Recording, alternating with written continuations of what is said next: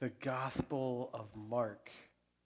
No nonsense, gets right to it, jumps right in. We're in the first chapter, and Jesus is already getting stuff done. Like, there's no messing around with, like, lineage. Just boom, Jesus getting stuff done. I love Mark's gospel. It's my favorite gospel. It's quick, it's challenging, it moves in rapid succession, story after story. It's almost as if a kid is excited and trying to tell a story. And when you sit down and you read it from start to finish, like in one setting, you really get a sense. And then, it just moves so quick. I love Mark's gospel. And Mark invites us to participate in Mark's gospel. Verse 1, chapter 1. The beginning of the good news. Not the good news, not all of it, the beginning of the good news. It's continuing on. Mark's gospel is the beginning of the good news, which means we're part. We have the opportunity to be part of the good news as well. And the only claim that Mark himself makes is in that first chapter, that first verse, where Mark says, the beginning of the good news of Jesus Christ, the Son of God. Mark is making that claim right out of the gate. And it's the only claim Mark makes by himself that's not through story in the entire gospel. So in the spirit of Mark, let's jump right in and get some stuff done. So right out of the gate in our reading today, we're left to deal with this concept called the messianic secret. The end of verse 34, Jesus says, or it says, he would not permit the demons to speak. And then again in verse 44, see that you say nothing. This thread kind of goes all throughout Mark's gospel. Why? Why? It makes no sense. Why wouldn't Jesus want it to be known that he was the Son of God? Why is Jesus telling them to shh? I got a text message at like 8 o'clock at night in the beginning of December from one of our youth. Hey, my mom and I are reading this text, and I don't understand why Jesus is telling people not to say anything. Here was my response. Because it makes no sense. It makes zero sense. But here's the scholarly reason, some scholarly rationale for why this messianic secret weaves its way through Mark's gospel. Jesus didn't want his identity to be revealed until the cross. Because the cross is the salvific event, not just in Mark's gospel, but in all the gospels, but particularly in Mark's gospel. Jesus didn't want the cat to get out of the bag, didn't want it to be released until the cross. And in Mark's gospel, there's another claim of the Son of God. The Roman centurion, as Jesus is on the cross, says, truly, this is the Son of God. And Mark didn't want to spoil that, or Jesus didn't want to spoil that. He wanted that to be the moment where his true identity was revealed. I'm not going to tell you I like that explanation because I don't. I think it's lousy. And I think it encourages us not to share our faith. So that messianic secret stuff is a really cool literary trick, but y'all aren't bound to it. Go and share. No secrets here. But that's the theory. And in the spirit of Mark. And then Jesus retreats. Jesus retreats, goes off to a deserted place to pray. If it was good enough for Jesus, we should probably do it too. And Jesus went away. He got away from everything, got away from the fray. That's probably a lesson for us too. And yes, I'm preaching to myself as well. There's lessons. There's lessons in here. And then our reading gives us one more juicy nugget to chew on. The leper. The leper asking to be made clean. But first, it's important for us to understand the dynamics of what it meant and what leprosy meant to people in that time and the religious authorities' role in it. You see, leprosy was a social death penalty with religious justification. Leprosy was a social death penalty with religious justification. Because who decided that the lepers couldn't be in part of community anymore? The priests. Yay, church. And that was pretty much the answer to anything. If you were unclean, if you were different, if you were demonic or possessed, air quotes, you were banished to the outskirts of society. And the priests made that determination. Yay, church.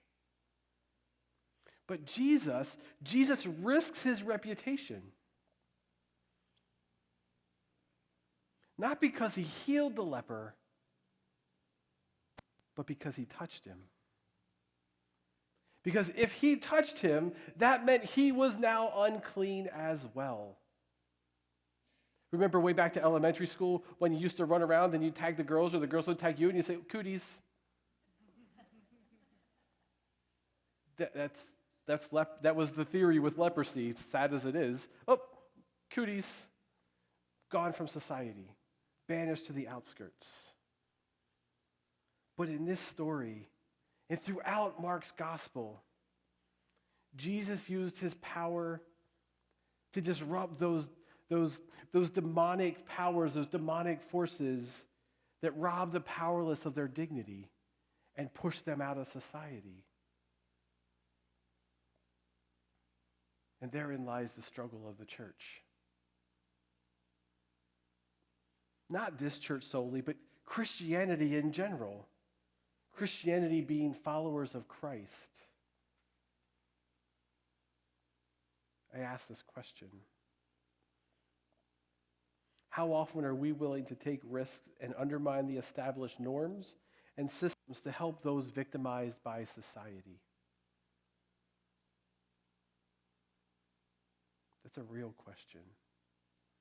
It's a real question for us to struggle with. It's a question that makes us kind of rock in our seat a little bit because it makes us just a tad bit uncomfortable. How often are we willing to take risks and undermine the established norms and systems to help those victimized by society? You see, Mark doesn't just tell us these stories, these events, because it's really good story. And Jesus doesn't do those things, doesn't reach out and heal that leper and say, wow, that Jesus was a swell guy. They're lessons for us. They're lessons for us in how to live out our faith and how to be disciples of Christ in the world today. And it makes us uncomfortable. It makes us just rock in our seat just a little bit.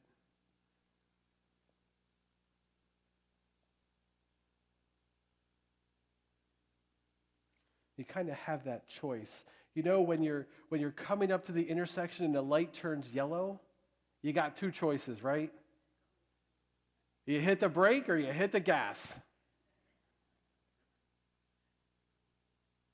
I can hit the brakes right now. We can just stop and say amen and be happy and cheery.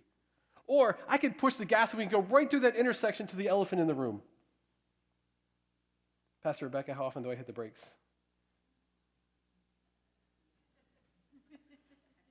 Not much. Not much. Because when I say undermine established norms and systems, your eyebrows furl. Do you know what furling your eyebrows is? It's this. So this is like the opposite of, oh wow, furling is this. So I've been told. I researched it. Your eyebrows furrow because you're bracing yourself going, is he going to say the P word? Is he going to say politics? So take a deep breath with me. You guys are breathing with me. And hear me out. Systems don't have to mean politics. I'm talking about systems in place that can be deemed demonic. Now, when I say demonic, I'm not talking Hollywood exorcism, your head spins around 3 times, or like aliens shoot out your mouth. Not that kind of demonic possession. I'm talking about forces that oppose God. Things that curse, not bless, bring hate, not love, tear down rather than build up, split apart rather than bring together, hurt, not heal. Those demonic forces. How often are we, the church, as followers of Christ, willing to undermine the established systems and norms to help those victimized by it? You know, when you get to the intersection, you actually have 3 choices. You can hit the gas, you can hit the brake, or you can just maintain your speed and go through the intersection. You can just kind of coast through the intersection.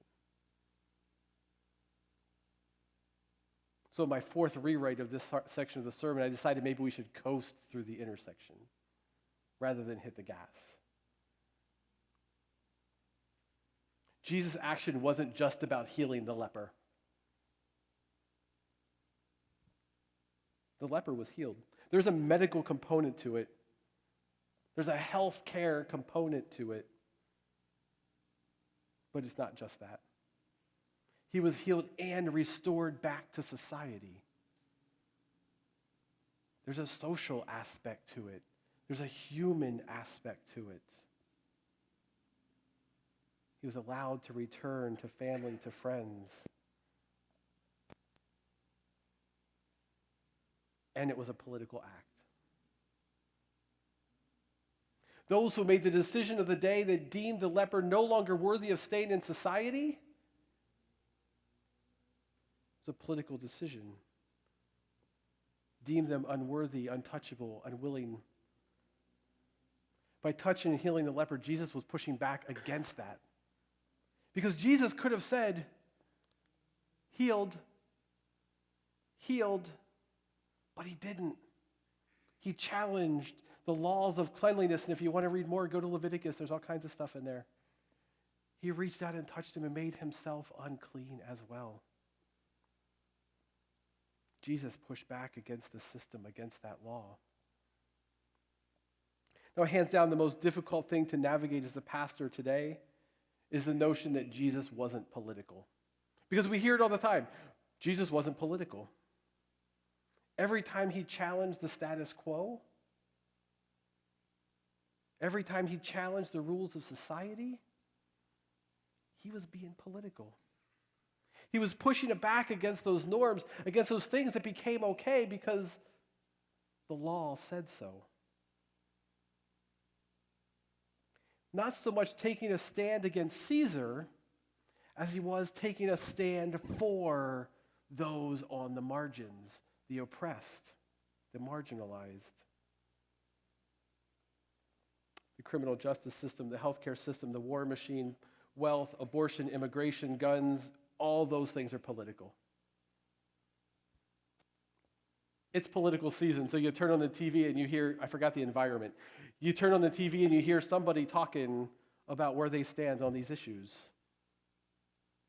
We're in political season. Yippee. And their faith issues.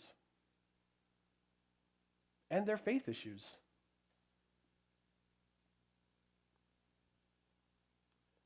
We have to be able to make the distinction between politics and partisanship. Jesus was political. Wasn't partisan. We as a church should absolutely 100% need to be engaged in all of these issues. Our faith should guide us. But the biggest flaw in our democracy right now is the belief that Jesus is on your side. I'm on the right, Jesus is on my side. I'm on the left, Jesus is on my side. Yeah, kinda. And kinda not.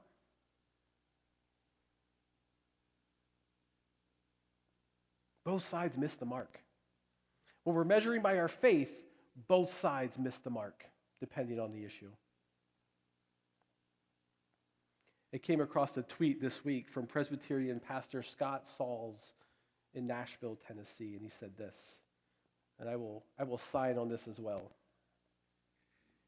It is my firm belief that in 2020, the Christian witness will stand or fall based on our collective public loyalty. If our loyalty is to a political party, we will sink. If our loyalty is to Jesus and neighbor love, including our enemy, our witness can be revived.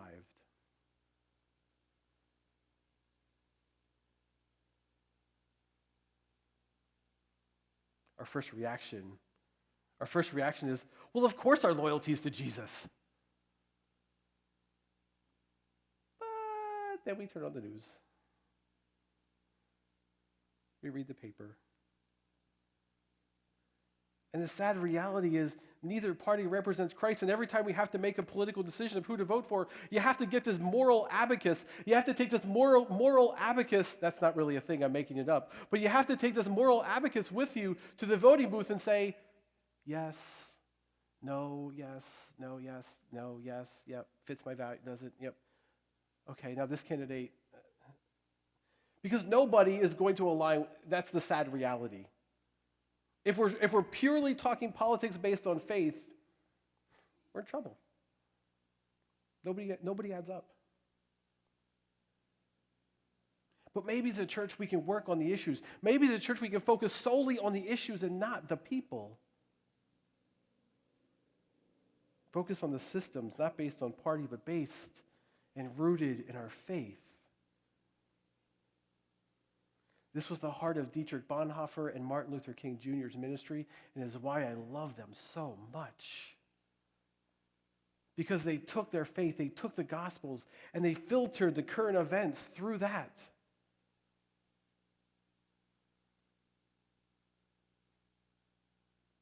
Applying their faith to cultural issues, to issues of injustice. But we've domesticated and whitewashed Jesus so much because we want Jesus to be about making us comfortable. And unfortunately, it starts on Christmas when we put up a beautiful nativity scene. I love this, beautiful. Does she look like she just gave birth? When we talked about it, does she look like she just gave birth? There's animals and sheep and shepherds and stuff. But we've domesticated Jesus because we just want our faith to make us comfortable. But that wasn't Jesus. Jesus came and overturned the accepted norms. He pushed back against those systems that oppressed people. And ultimately, in the end, he overturned death and hell as well. And we like to focus on that part. We like to focus on the forgiveness part. We like to focus on the never-ending life part that makes us feel good and comfortable. But there's more to Jesus. There's more to being disciples. Being a disciple is doing the work. Jesus was moved with pity, or indignation, or compassion, or anger, depending on the translation of the Bible you use, or the manuscript the translation came from. That pity and compassion that compelled him to reach out and touch the leper, to heal him and bring him back into the fold of society. And the anger and indignation that moved him to crush those systems of oppression that forced him to the margins to begin with. That's the formula for relevance of a church, people. To immerse ourselves so deeply in Christ, to immerse ourselves so deeply in the lessons of the gospel, into the waters of our baptism that call us to act with compassion.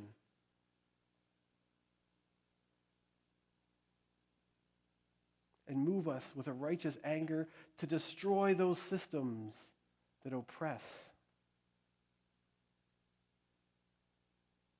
Those are the commitments we make when we're baptized. And they're all right here in the first chapter of Mark. God, I love Mark's gospel. All in one chapter. Witness Jesus' activity. Go and take time to pray and connect to God. Go and teach and spread the word. And go and heal those on the margins. Restoring their place in society. And then go a step further and upend those systems that put people on the margins to begin with.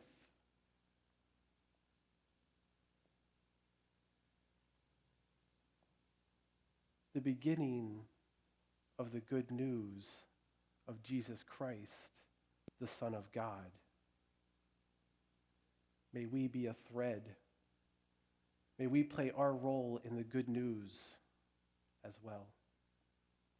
Amen.